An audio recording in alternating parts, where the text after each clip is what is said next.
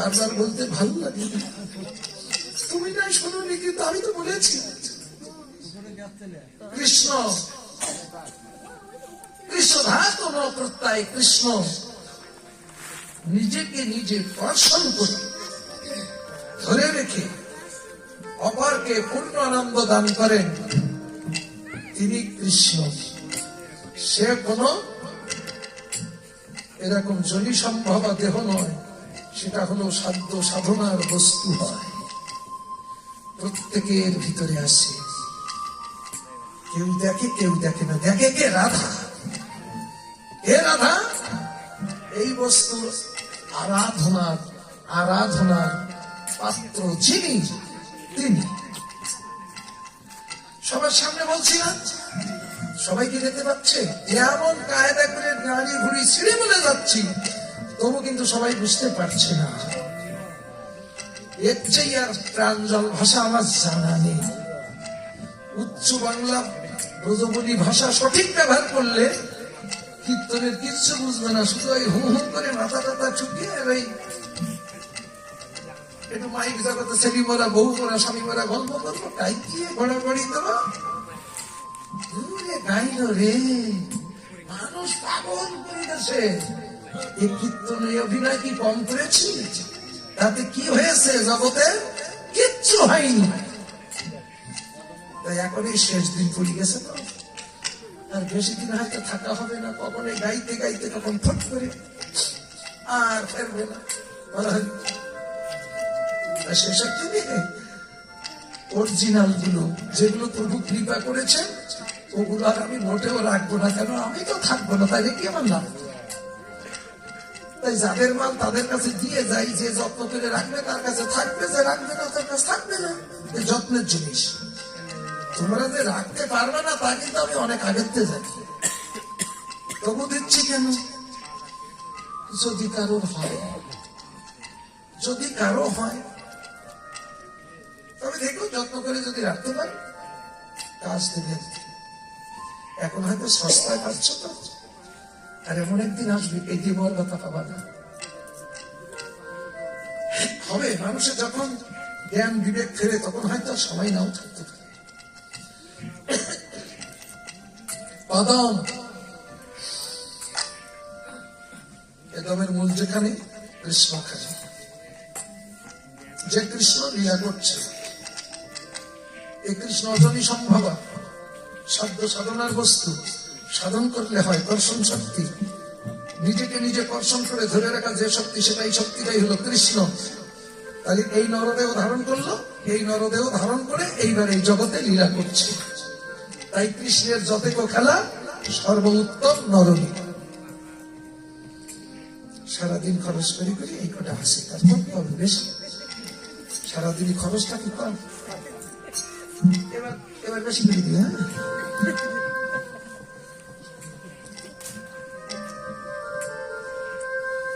কেউ ফেরে না খালি হাতে, খাজা বাবার দ্বার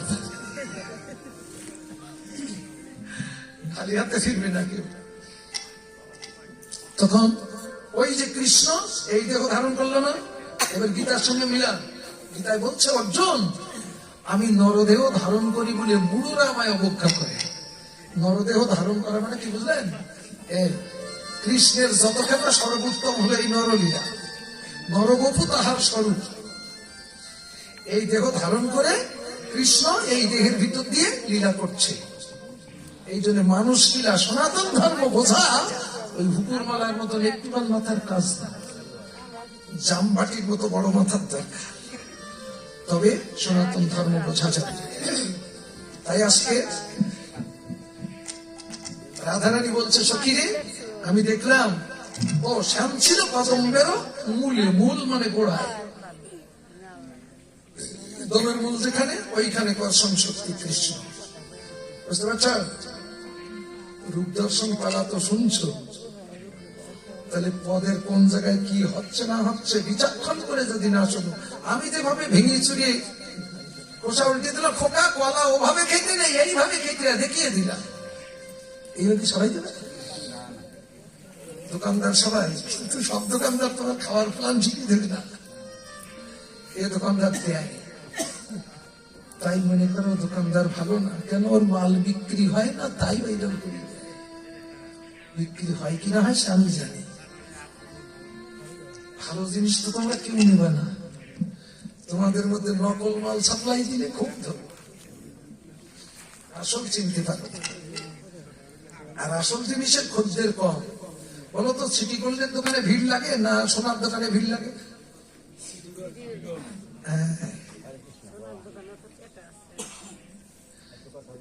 বলে সিটি গোল্ডের দোকানে ভিড় কেন? ওখানে সস্তায় বস্তা বস্তা মাল পাওয়া যায়। আর সোনার দোকানে কি হয়েছে?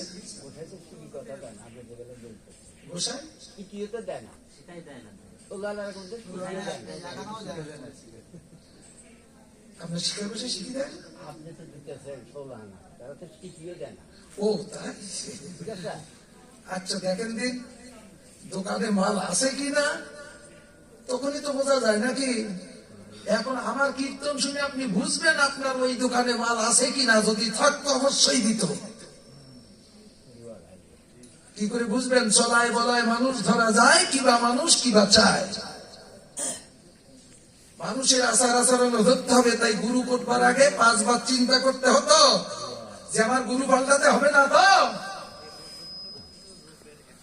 গুরু করো ঘাটাইয়ে, আর গরু কেন হাঁটাইয়ে? গরু কিনতে গেলে হাঁটিয়ে দেখো, সুস্থ না অসুস্থ হাঁটালে বোঝা যাবে। গরু তার বলতে পারবে না আমার পেট ব্যথা করছে, মাথা যদি ঠেকে ব্যথা, ওর হাঁটিয়ে দেখলে বোঝা যাবে। আর গুরু করতে গেলে একটু ঘাটিয়ে দেখো, আর ঘাটানোর জন্য যেসব অস্ত্রপাতি লাগবে সেগুলো আমার কাছ থেকে নিবে। তার মানে আমার কীর্তন শুনো, শুনে তুমি তো বুঝতে পারছো কোন জায়গার কিসে কি ব্যাপার স্যাপার, এইগুলো তুমি একটু ঘাগুতো দিও। যদি মাল থাকে তাহলে বলবে ওই দেখো এই সবচেয়ে মানে ওর আলোচনার ভিতর দিয়ে তুমি সব পেয়ে যাবা। তখন সেই মানুষটাকে গুরু বললে তোমার আর বারবার গুরু পাল্টাতে হবে না।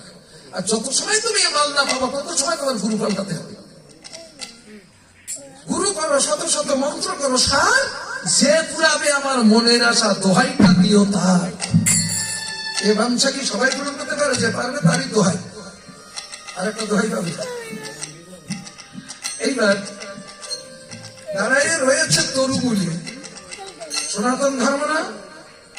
ও জায়গায় সেদিনও ছিল, আজও আছে, ভবিষ্যতে থাকবে। পৃথিবী যতদিন থাকবে ততদিন কৃষ্ণ ওই জায়গায় বাসিকা যাবে। তাই তুমি দেখো চাই না দেখো সেটা তোমার ব্যাপার। দেখবা, যদি দেখো তাহলে ওখানে যাও, যে দেখে এসো, অনুমান না বর্তমান। কিন্তু এর জন্য একটা শিক্ষক লাগে, শিক্ষণীয় তো, শিক্ষার ঘরে তো। তা বলছে দাঁড়িয়ে রয়েছে তরুমূলে। রাধারানী বলছে সখী রে, তখন আরো কি করলাম শোন। আমি না চাহিলাম তাহার পানে অদমে না,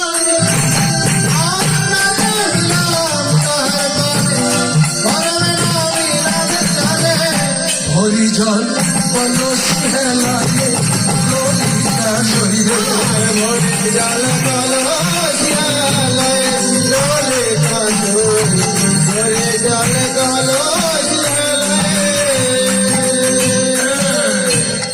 সে কলসি ওনারা সব চলে গেছে, এখন আপনাদের কলসি টলসি আছে? বলুন তো রাধারানী কি কোন কলসি নিয়ে গিয়েছিল জল আনতে? এটা কোন পাড়া? ঝাপড়া? ওনারা বানায় না?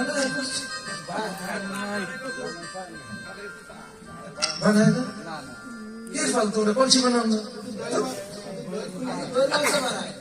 আসতে এখন দেশে 5 মাসে না থাকলে আমাদের চলবে।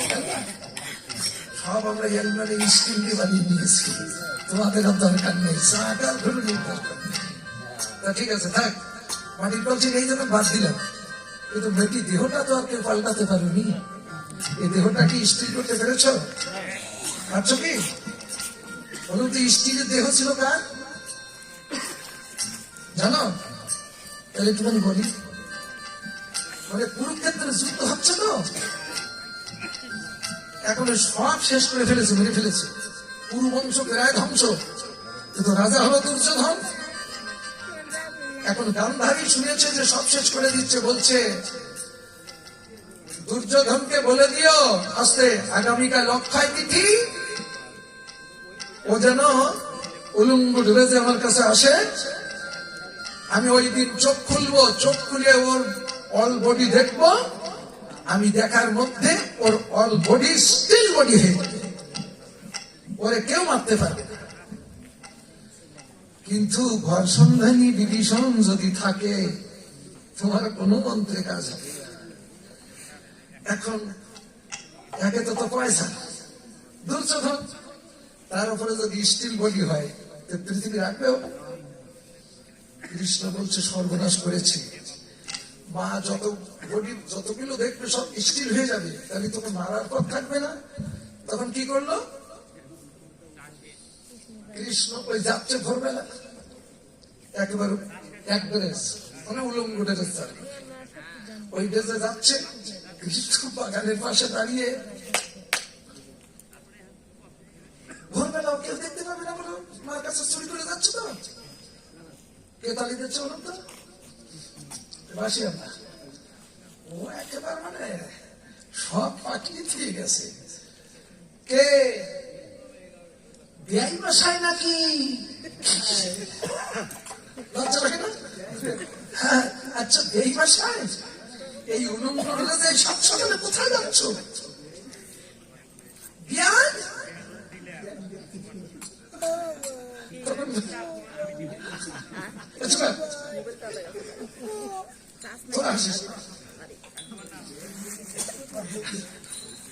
এখন বিআই মশাই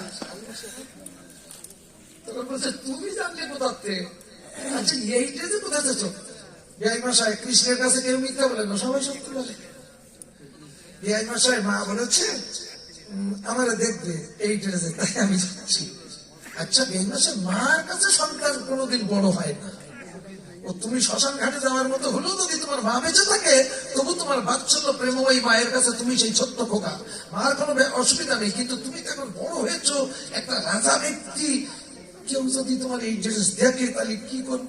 বলছে এখন তো আমি বাড়ি তো সবকিছু ফেলে রেখে এসেছি, এই পথের মধ্যে আমি এখন কি করব? কৃষ্ণ 1.5 হাত একটা কলার পাতা দিলে, 1.5 হাত লম্বা,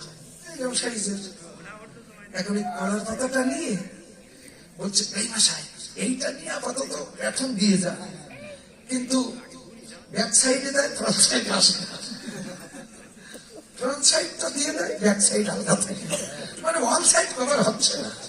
এখন এই ফ্রন্ট সাইডটাই তো সমস্যা, এই ফ্রন্ট সাইডটা ঢেকে নিয়ে যাচ্ছে, বুঝে গেছে তো? মা চোখ খুলে চোখ খাইতে দিয়ে অল বডি স্টিল হয়ে গেল, এই কলার পাতা দিয়ে যেটুকু ঢাকা এইটুকু কাঁচা থেকে গেল, এখনো আছে। ও আপনারও আছে, ওনারও আছে, আমারও আছে, সকলেরও জায়গাটা কাঁচা। ওই জায়গাটা পাকানোর জন্য আবার গুরু কৃষ্ণের চরণাশ্রয় করতে হয়। এই প্রসেশন সবার কাঁচা।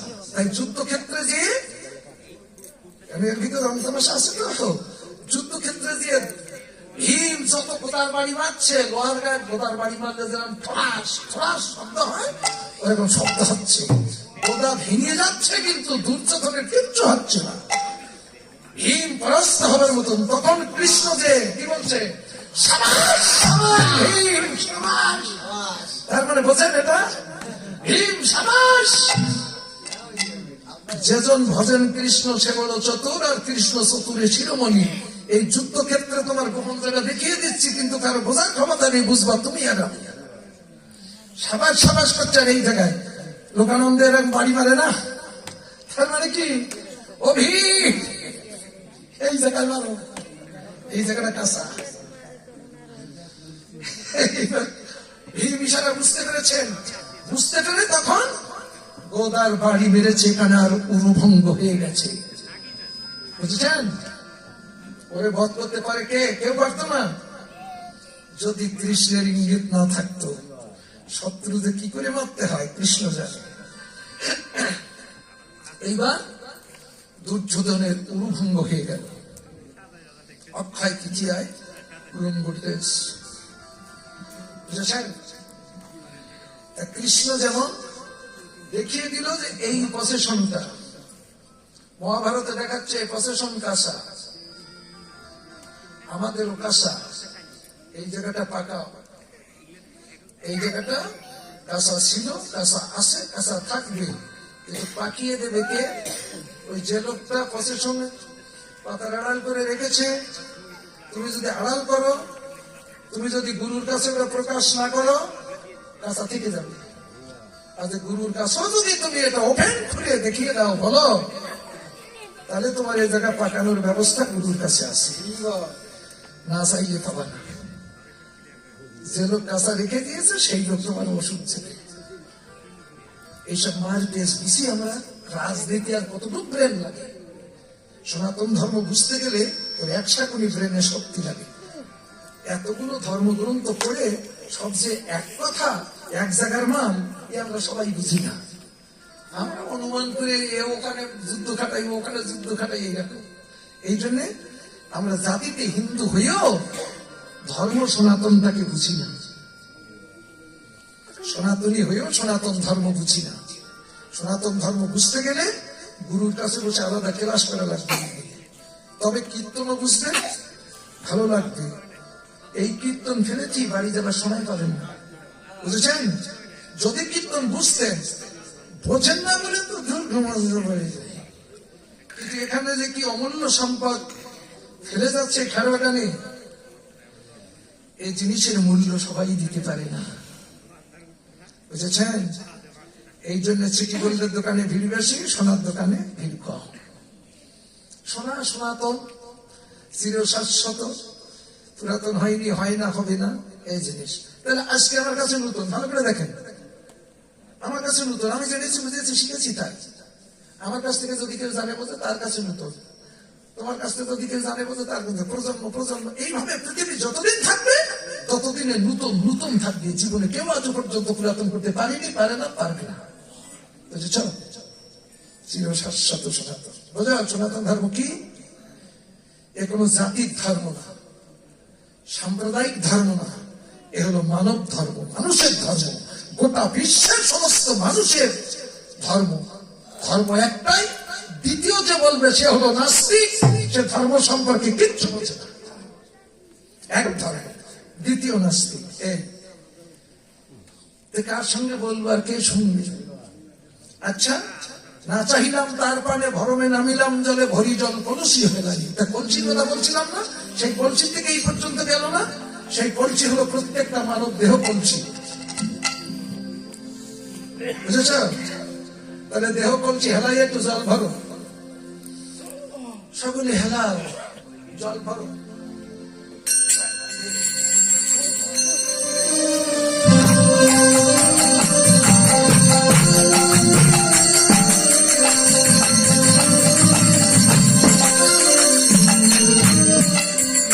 আচ্ছা বলো তো, আমি এত তাড়াতাড়ি প্রণাম করে উঠলাম কেন? জানো না? তাহলে ওটাও বলি, গোপন আর কিছু রাখবো না। তোমরা যে কিভাবে প্রণাম করো ওইটা দেখার জন্য আমি তাড়াতাড়ি মাথা নিচু করেই উঠেছি। তোমাদের প্রণাম করা হয়নি, কেননা আমার মুখ্য উদ্দেশ্য তো ওইটা। প্রণাম হয়নি তোমাদের, এনাদের হয়েছে। এনারা শুয়ে পড়ে দিল, সমস্যা নেই, অষ্টাঙ্গে দিল, সমস্যা নেই, যেভাবে দেখ সব হবে। কিন্তু তোমাদের প্রণাম যে নয় একরকম।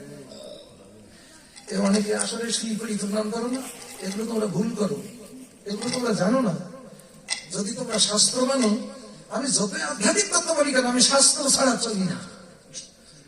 শাস্ত্র ছাড়া কুকল্পনা প্রসঙ্গ বুঝায়, বুঝেছেন? মহাভারতের একটা কাহিনী বললাম, ওটা শাস্ত্রের কথা না? তা সেটা মিল খেলো কোন জায়গায়? আমি যা বলি শাস্ত্রের উপরে ভিত্তি করে বলি।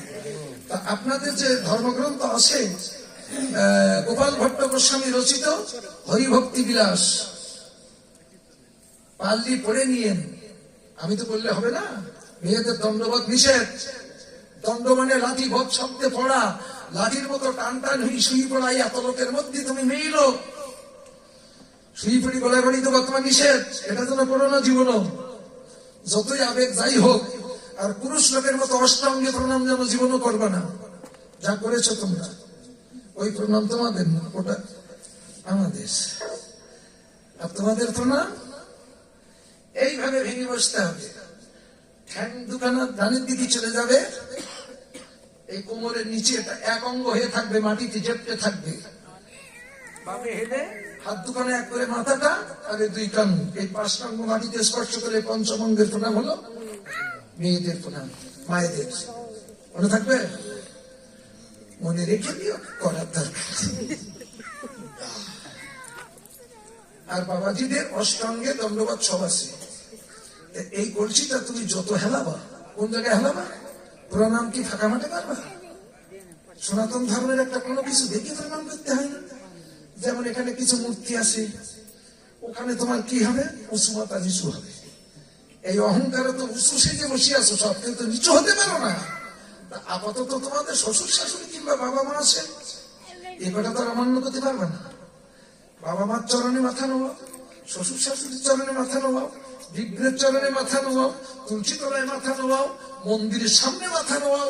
যত নোয়াবা তত তোমার ভিতর থেকে হিংসা, নিন্দা, অহংকার, তমগুণ, দূষিত পয়জানীয় জল বেরিয়ে যাবে। আর যেটুকু বেরিয়ে খালি হবে, ওইটুকুতে তোমার প্রেম ভক্তি জন্মাবে। হয় না হয় করে দেখো। অহংকারের উঁচু মাথা নিচু করলে, একটা প্রণাম করলে সঙ্গে সঙ্গে চেঞ্জ, মনের পরিবর্তন এসে যায়, আসে না? তাহলে এইটা যদি প্রত্যেক দিন করা হয়, তাহলে আর দূষিত জল থাকবে না, একবার সুন্দর জলে পরিপূর্ণ হয়ে যাবে। প্রেম ভক্তির জলে পরিপূর্ণ হয়ে গেলে সেদিন হবে ঘটস্থাপন। এখানে আছে না ঘটস্থাপন? মন্দিরও আছে। তাহলে ঘটের মধ্যে কি জল ছাড়া কোনো মূল্যবান জিনিস আছে না?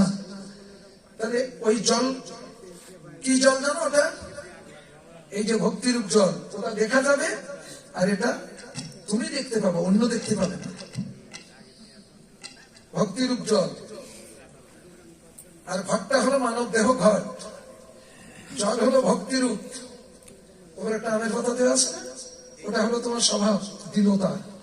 আমের গাছ যত বড় হোক, পাতার গতি নিচের দিকে। তাহলে মানুষের যতই ভদ্রলোক হোক, শিক্ষিত যাই হোক না কেন, যত টাকার লোক হোক, কিন্তু এই তত্ত্ব যে জানে, তার ভিতরে এই দীনতার খবরটা আছে, এই দীনতা শক্তি আছে। এই দীনতা স্বভাবটা জগতে দেখাচ্ছে আমের পাতা দিয়ে, অম্রপল্ল, তাই না? তত্ত্ব হলো এটা। এই দীনতা স্বভাব যখনই আসে, তখন কিন্তু ওই ঘটের উপরে একটা শীষ ফল দিয়েছে, নারকেলের ফল, তাতে আবার শীষ থাকবে, ওই ঘটের উপরে বসিয়ে দিয়েছে না? তাহলে ঘরটা এই, ওটা কিসের ঘর? কালী পুজোর ঘর। ওটা কিসের? সরস্বতী পূজার ঘর। ওটা দুর্গা পূজার ঘর। ওটা কৃষ্ণ পূজা।